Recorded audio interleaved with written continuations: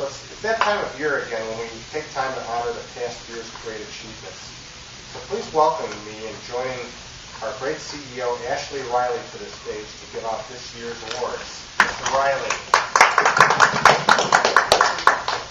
Thank you kindly, great sir. Ladies and gentlemen, good evening and welcome to the 75th annual Greatest Employee of the Year Award annual dinner. As we do every year at Best Employer Inc., we take time to honor that employee who has stood head and shoulders above the rest. An individual whose contributions to this company have significantly changed the projection of our annual performance. We believe it is our duty at this company to have this award to honor and reward those contributions that often come with much personal sacrifice and which help ensure the continuation of this great company. As you might imagine, this selection process is quite rigorous.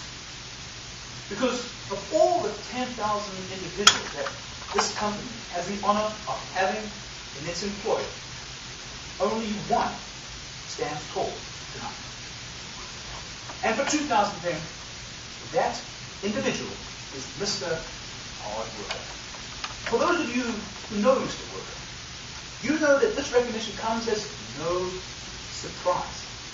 And to those of you who have yet to have the pleasure of making his acquaintance, allow me a few moments to expound upon his unrivaled performance.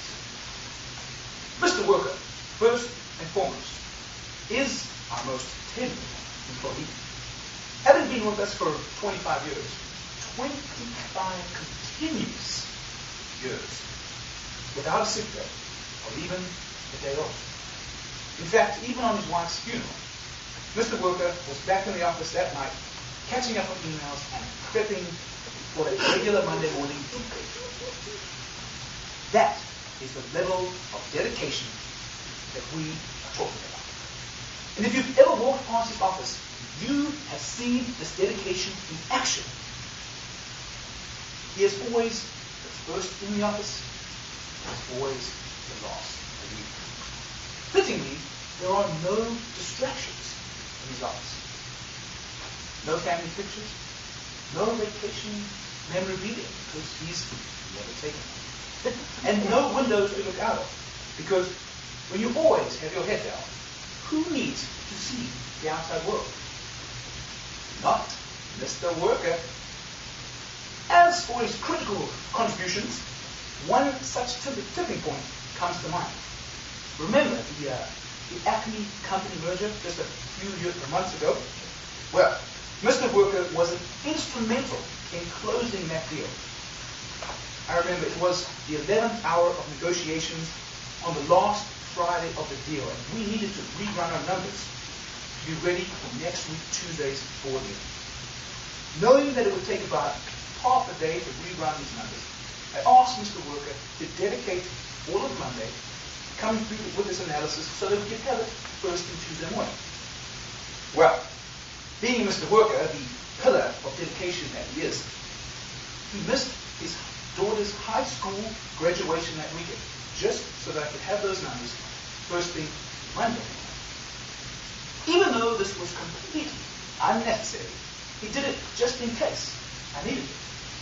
And boy, did I. Because it was just so happened that that day I could not find my coffee coaster. And that report saved my desk from a disastrous coffee set. In addition to this Acme emergency, there have been countless times that Mr. Hard Worker has worked late, come in on weekends, and sacrificed his personal time to send me reports, memos, and emails. It's hours and sometimes days before I ever need them. And even when I lose them or forget to read them, Mr. Worker was there, always available to get me information that I needed.